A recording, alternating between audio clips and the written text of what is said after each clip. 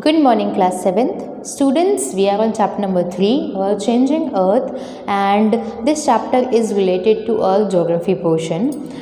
So, in the previous classes, we have done the table of exogenetic forces, and endogenetic forces. We have also done in detail exogenetic forces, the sudden changes, or we can say that earthquake and volcano. So we have done this table, sudden forces. This table I have described this. So we have done earthquake, volcano. Now in this class we will discuss the dystrophic forces.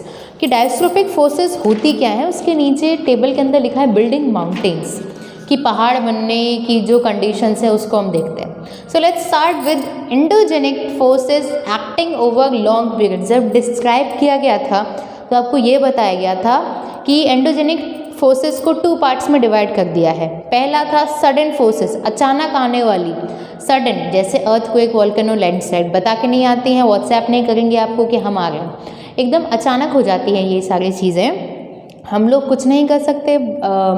Intensity बहुत ज़्यादा high होगी तो बहुत ज़्यादा बर्बादी हो जाती है. उसके साथ ये तो पार्ट हो गया सडन फोर्सेस का. इनमें हम थे earthquake, volcano and landslide, that we all have discussed in the previous classes. Now इसका सेकंड पार्ट था डायस्ट्रोफिक फोर्सेस. डायस्ट्रोफिक फोर्सेस क्या होती हैं, जो कि एंडोजेनिक फोर्सेस का ही एक पार्ट है, पर ये अचानक नहीं होती हैं. They act over a long period, कई सालों, करोड़ों सालों का रिजल्ट है ये diastrophic forces. So let's start with the introductory part of this portion. Endogenic forces acting on the surface for long geological periods have created the major landform of the earth. बिल्कुल endogenic forces की जो result है वो आज हम लोग देख रहे हैं. एक साल का तो ऐसा है नहीं कि एक साल में पेड़ उग गए या फिर ये बिल्डिंग्स बन गई, ये जो माउंटेन्स हैं या रिवर्स हैं, ये जो वैलीज़ हैं, सबकी फॉर्मेशन हो गई एक साल के अंदर. लंबे टाइम पीरियड का रिजल्ट है आज जो हम प्रेजेंट में देख रहे हैं. These forces may be continent building और माउंटेन बिल्डिंग. अब हम डायस्ट्रोफिक फोर्सेज में आ रहे हैं. तो एंडोजेनिक फोर्सेज या फिर डायस्ट्रोफिक फोर्सेज एक लंबा प्रोसेस है, एक टाइम पे नहीं हुआ है, एक पल में नहीं हुआ, एक घंटे में, एक दिन में या एक साल में नहीं हुआ, एक लंबा टाइम पीरियड है. एंड ये फोर्सेस करती क्या है या फिर रिजल्ट क्या है इनका, या तो ये कॉन्टिनेंट बिल्डिंग और माउंटेन बिल्डिंग. इनका मेजर काम अगर हम बोले, कॉन्टिनेंट का बनना इन फोर्सेस की वजह से, माउंटेन्स का बनना इन फोर्सेस की वजह से. लंबे टाइम पीरियड का है, पहाड़ एक दिन में उठ के नहीं खड़ा हो गया है, टाइम लगा है इसको. You have already studied about them in the previous class. Let us quickly recollect and extend the knowledge. Now, diastrophic force has been mainly divided into 2 parts: vertical tectonic movement and horizontal tectonic movement. So vertical and horizontal में यहाँ पर अंतर क्या है. Vertical tectonic movements may be responsible for the upliftment और subsidence of larger area on the earth surface. अब vertical का यहाँ पर एग्जांपल दिया है. वर्टिकल जो टेक्टोनिक मूवमेंट्स हैं वो या तो किसी चीज़ को, किसी सब्सटेंस को ऊपर उठाने के लिए जिम्मेदार है या फिर नीचे गिराने के लिए. जैसे अगर ये लैंड सरफेस एरिया है, डायस्ट्रोफिक फोर्स क्या करेगी, डायस्ट्रोफिक फोर्स ने किसी चीज़ को ऊपर उठा दिया तो ये बन गई माउंटेन, और अगर इसने किसी चीज़ को नीचे गिरा दिया तो बन गया ट्रेंच. ठीक है, इसने किसी चीज़ को नीचे गिरा दिया तो बन गई कोई खाई, कोई वैली, कोई ट्रेंच. तो क्या है, vertical tectonic movements may be responsible for the upliftment.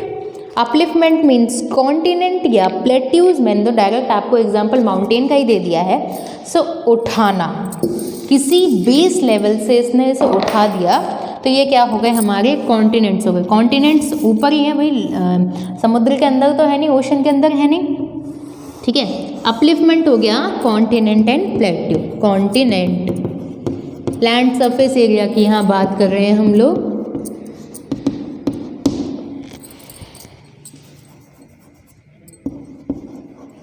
Plateaus. अब सबसिडेंस मतलब नीचे, तो यहाँ पर बात की जा रही है बेसिन की, हम तल की बात कर लेंगे यहाँ पर, तो इसने नीचे कर दिया। वर्टिकल की बात हो रही है इस तरीके से, ठीक है। अब उठाना गिराना, ये है हमारे लार्जर एरियाज ऑफ द, ऐसा नहीं छोटा सा कोई गड्ढा हो गया या छोटा सा तालाब बन गया, बड़े वास्ट एरिया पर ये डायस्ट्रोफिक फोर्स अफेक्ट करती है।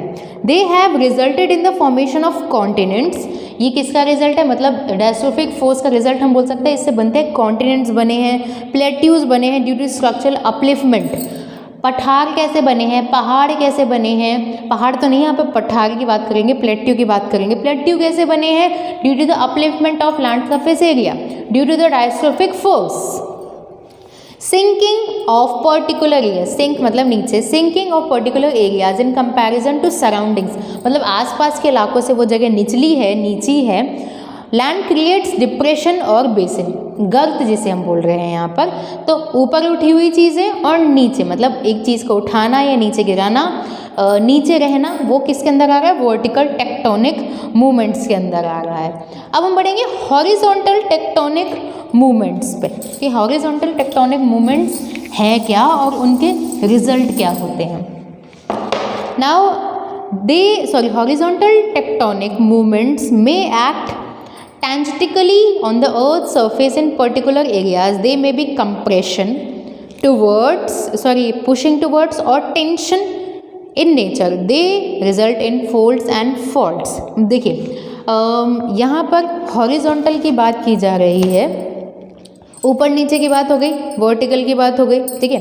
हॉरिजॉन्टल में हम ले रहे हैं ये टेंशन टैंजेंटिकली अर्थ सरफेस के पर्टिकुलर एरियाज पे होते हैं, या तो वो दबा रहे हैं, कंप्रेस कर रहे हैं, जिससे फोल्डेड माउंटेन बन जाते हैं। कोई चीज़ को अगर, जैसे कोई ये सीधी चीज़ है, ये पेन है, अगर हम इसको दबाएंगे, वैसे तो ये टूट जाएगी क्योंकि प्लास्टिक की है, बट यहाँ पर बात कर रहे हैं हम प्रेशर की, यहाँ पर बात कर रहे हैं हम पुश की, कंप्रेस करने की, तो कोई चीज़ मुड़ जाएगी, यूँ मुड़ जाएगी, जो कि फोल्डेड माउंटेन्स या का रिजल्ट है।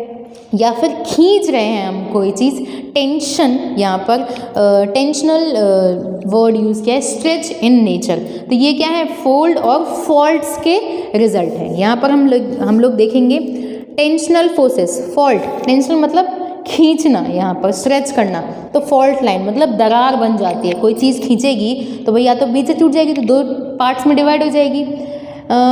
एडजेसेंट फॉल्ट, ये एग्जांपल हो गया एडजेसेंट, ब्लॉक माउंटेन और रिफ्ट वैली फॉल्टिंग है, कोई चीज़ ऊपर है, ब्लॉक माउंटेन, फिर रिफ्ट वैली मतलब दरार घाटी, दरारें पड़ जाती हैं जब हम कोई चीज़ खींचते हैं, तो गैप आ जाएगा इन कोई दो चीज़ों के बीच में, कोई चीज़ दो खींचोगे, मतलब ये बुक तो नहीं कर सकते हम लोग, इस चीज़ ये भी इतना दम नहीं है कि ये टूट जाए, तो अगर हम इसको खींचेंगे, हम इसे टेंशन देंगे या फिर हम इसे स्ट्रेच करेंगे, तो क्या हो जाएगा, फॉल्ट हो जाएगा, टूट जाएगा। सो ये रिजल्ट है हमारे वर्टिकल ऊपर नीचे हो गया, हॉरिजॉन्टल हो गया हमारा टेंशन का, स्ट्रेच का या फिर कंप्रेस करने का, दबाने का। तो इनसे क्या बन रहे हैं, हमारे कॉन्टिनेंट्स बन रहे हैं, कॉन्टिनेंट्स बन रहे हैं, माउंटेन्स बन रहे हैं। यहाँ पर माउंटेन्स का एग्जांपल ले लिया है, ब्लॉक माउंटेन, रिफ्ट वैली या फिर फोल्डेड माउंटेन्स, सब एग्जांपल्स यहाँ पे आ चुके हैं। यहाँ पर देखिए टेंशन हमने दी, इसको एक तरीके से कंप्रेस किया, तो क्या हो गया, वैसे तो ये ए पिक्चर 1 नंबर 1 में ऐसा था, अब हमने इसे टेंशन दे दी तो बेचारा मुड़ गया, तो फोल्डेड माउंटेन में ये तब्दील हो गया। The endogenic forces of the earth are not always destructive. They give rise to new landforms. ज़रूरी नहीं कि तबाही मचाए, ये नए लैंडफॉर्म को इन्वेंट करती हैं, नए स्थल रूप बनाती हैं। Volcanic activity in the seas lead to formation of island, जैसे वॉल्केनिक इरप्शन हुआ तो चीज़ें बाहर ऊपर उठ के आती, जैसे कभी कभी हमें ये देखने को मिलता है कि ये ओशन है, मतलब अभी छोटा सा ओशन बना देते हैं, कभी कभी बीच में कोई कोनिकल चीज़ उभर के आ जाती है, तो क्या हो गया, छोटा सा आइलैंड बन गया। तो ये जो डायस्ट्रोपिक फोर्सेस हैं, ये नए नए लैंडफॉर्म के फॉर्मेशन के लिए रिस्पॉन्सिबल है।